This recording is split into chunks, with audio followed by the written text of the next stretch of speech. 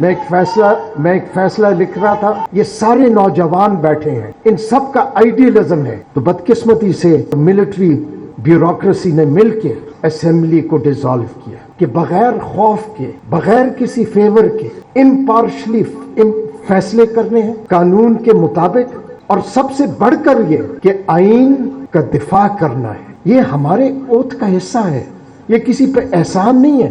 وہ ایک بہت بڑے اصول کے لیے کھڑے تھے، وہ ایک بہت بڑے، ان کی قربانیاں جو تھیں وہ اس کانسٹیٹیوشنل گورننس کے لیے تھی۔ وہ آئین کی بالادستی چاہتے تھے، وہ جمہوری اقدار کی بالادستی چاہتے تھے، وہ ججوں کی صرف ریسٹوریشن نہیں چاہتے تھے، وہ اس کا اتفاقاً ایک حصہ تھا۔ اور اس ٹائم پہ جو نوجوانوں کا جذبہ دیکھا، میں اپنے بارے میں ایک چیز کہہ سکتا ہوں، میں نے اس دن تہیہ کیا ان 90 لوگوں، شہداء جن میں وکلا بھی شامل تھے، اور وہ نوجوان جنہوں نے قربانیاں دی، سیلف لیس، وہ ان سنگ ہیروز ہیں، ان کے نام کوئی نہیں جانتا، اور کامیابی ان کی کامیابی تھی، وہی نوجوان اس موومنٹ کا لیڈرشپ تھے۔ لیکن ان کو دھوکہ ہم نہیں دے سکتے، ہم آج بھی نہیں دھوکہ دے سکتے۔ ہم میں سے جو بھی اس مقصد سے ہٹا جس مقصد کے لیے انہوں نے قربانیاں دی، میں یہ سمجھتا ہوں انہوں نے اس تحریک سے غداری کی، خواہ وہ جج تھا، وکیل تھا، یا کوئی سیاستدان تھا۔ ہم لوگ، ہماری نسلیں اپنا وقت گزار چکی، ہم اس ملک کا جو کچھ کر سکتے تھے، جو تباہی کر سکتے تھے، وہ ہم نے کیا، اور ہمیں تسلیم کرنے سے کبھی گھبرانا نہیں چاہیے۔ جو کچھ کیا ہمارے ہاتھوں ہوا ہے، ہم کسی پہ مورد الزام نہیں ٹھہرا سکتے، اور یہ 77 سال سے ہوتا رہا ہے اس ملک میں۔ 77 سال سے ہوا کیا ہے؟ فیصل صدیقی صاحب نے کہا، انہوں نے ایلیٹسٹ بات کی۔ میں نے کئی ایک فیصلوں میں ہائی کورٹ میں لکھنا پڑا کہ اس ملک میں آئین کی بالادستی نہیں ہے، قانون کی حکمرانی نہیں ہے، یہاں پہ ایلیٹ کیپچر ہے۔ اور وہ ایلیٹ کیپچر 77 سال سے کیوں ہے؟ کیونکہ یہاں پہ کانسٹیٹیوشنل گورننس نہیں۔ کہنے کی ضرورت نہیں، بحیثیت جج میں نے جو اوتھ اٹھایا ہے اس کے الفاظ اگر ہم ہر صبح پڑھیں، یاد دلانا چاہیے کہ آپ نے صرف لوگوں کے ساتھ نہیں، اللہ کا نام لے کے، اللہ کو حاضر ناظر جان کے ایک اوتھ اٹھایا ہے کہ بغیر خوف کے، بغیر کسی فیور کے امپارشلی فیصلے کرنے ہیں قانون کے مطابق، اور سب سے بڑھ کر یہ کہ آئین کا دفاع کرنا ہے۔ یہ ہمارے اوتھ کا حصہ ہے، یہ کسی پہ احسان نہیں ہے۔ جو بھی جس عہدے پہ بیٹھا ہے، بالخصوص بحیثیت جج اگر میں بیٹھا ہوں، میں اس اوتھ کا پابند ہوں، میں لوگوں کو جواب دہ ہوں، میں باروں کو جواب دہ ہوں، اور سب سے بڑھ کر یہ کہ میں انسان ہوتے ہوئے چونکہ میں نے اللہ کا نام لے کے اوتھ لیا، میں اللہ کو جواب دہ ہوں۔ کس طرح ہم اپنے اوتھ سے ہٹ سکتے ہیں؟ اگر ملک میں آج کانسٹیٹیوشنل گورننس نہیں ہے، اور مجھے پتا ہے کہ اگر نہیں ہے تو میں کچھ نہیں کر رہا بطور جج، آئین کی بھی خلاف ورزی کر رہا ہوں، میں اپنے اوتھ کی بھی خلاف ورزی کر رہا ہوں۔ برطانیہ میں صدیوں سے کوئی لکھا ہوا آئین نہیں ہے، لیکن وہ معاشرہ رول آف لا کے لیے مشہور ہے۔ ہمارے ہاں ہوا کیا ہے؟ بدقسمتی سے ہمیں تاریخ بھی ڈسٹارٹڈ پڑھائی جاتی ہے اسکولوں میں، ہمیں کوئی سچ بھی نہیں بتاتا۔ جس طرح میں نے کہا کہ ہماری نسل نے جو کرنا تھا وہ کر چکی ہے، ہم اس سے زیادہ اب یہی کر سکتے ہیں کہ چونکہ بیٹن آپ کے ہاتھ میں دینا ہے، آپ کی نئی نسل کو دینا ہے، کم از کم آپ کو سچ تو بتا سکے۔ جس معاشرے میں سچائی ختم ہو جائے، سچ بولنا ختم ہو جائے، وہ معاشرے تباہ ہو جاتے۔ پاکستان بنا تو پاکستان کے دو حصے تھے، اور یہ میں نہیں کہہ رہا، یہ کتابوں میں لکھی گئی ہیں یہ باتیں۔ پاکستان توڑنے کی بنیاد پاکستان بنتے ساتھ ہی رکھتی گئی تھی۔ اگر آپ کو کبھی موقع ملے تو اس وقت سب سے اہم شخص ایئر مارشل اصغر خان تھے، جو اس وقت ایئر فورس کے کمانڈر ان چیف تھے۔ ان کی کتاب ضرور پڑھیے گا، اور اس کا عنوان سب سے اہم ہے۔ اس کا عنوان ہے کہ ہم نے تاریخ سے کوئی سبق نہیں سی۔ آج 77 سال بعد بھی میں یہ کہوں گا کہ ہم نے تاریخ سے کوئی سبق نہیں سی۔ ان پاکستان کے دو حصوں کے لیے ایک آئین بننا تھا، جس کے لیے ایک کانسٹیٹیوئنٹ اسمبلی الیکٹ ہوئی تھی، اور وہ کانسٹیٹیوئنٹ اسمبلی کسی مینج ریگڈ الیکشن سے نہیں ہوئی تھی، وہ ایک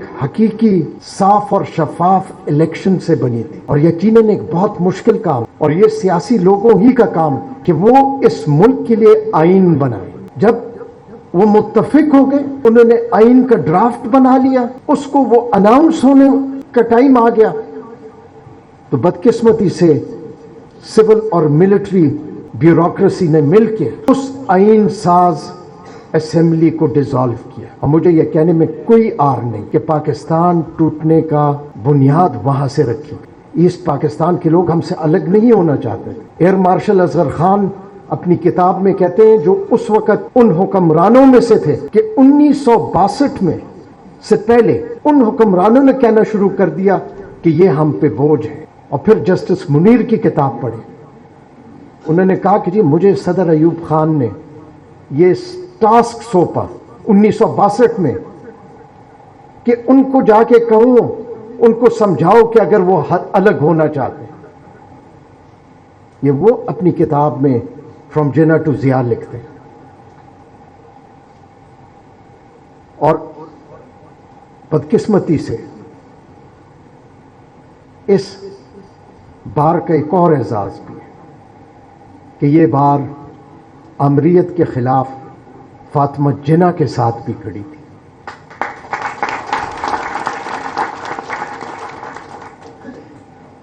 اس کے بعد میں اس پہ نہیں آنا چاہتا ہوں کہ 200 کیس میں کیا ہوا، لیکن بحیثیت جج سپریم کورٹ کے مجھے ایک چیز کی سمجھ قطعاً نہیں آتی. آج بھی اگر آپ گوگل کریں تو جنرل ضیاء الحق وردی میں بیٹھ کے بی بی سی کو انٹرویو دے رہے ہیں. انہوں نے انٹرویو والے نے پوچھا کہ جی ذوالفقار علی بھٹو کا اپیل چل رہی ہے سپریم کورٹ میں، تو ججوں پہ تو بڑا پریشر ہوگا.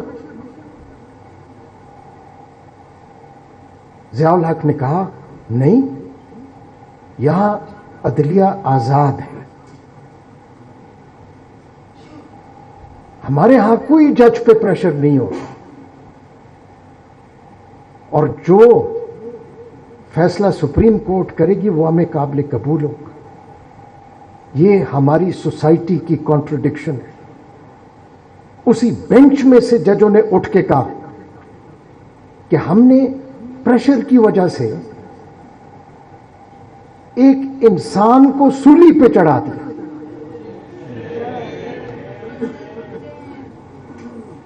لیکن 40 سال بعد سپریم کورٹ نے تسلیم تو کر لیا، سزا کسی کو نہیں ملی. اور وہ صرف ذوالفقار علی بھٹو شہید نہیں تھا، اس وقت عوام اس کے ساتھ تھی. ساری لڑائی جو ہے اس عوام کی اور اس اشرافیہ کی تھی، لیکن اس کے لیے ذوالفقار علی بھٹو کھڑا تھا، اس نے اپنی جان دے دی. اور استعمال کون ہوا؟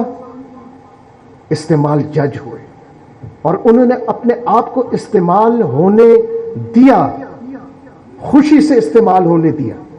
لیکن اس میں بھی 3 جج تھے. دوبارہ اس بار کا یہ پرائیڈ ہے کہ ان میں سے 2 جو ہے اس بار سے تعلق رکھتے تھے، جسٹس حلیم اور جسٹس دوراب پٹیل. دوسرے جسٹس صفدر شاہ. ادھر آزاد جج ضرور رہے ہیں، لیکن عدلیہ نے کبھی بھی اپنا وہ کردار ادا نہیں کیا جو کہ اس کو کرنا چاہیے تھا.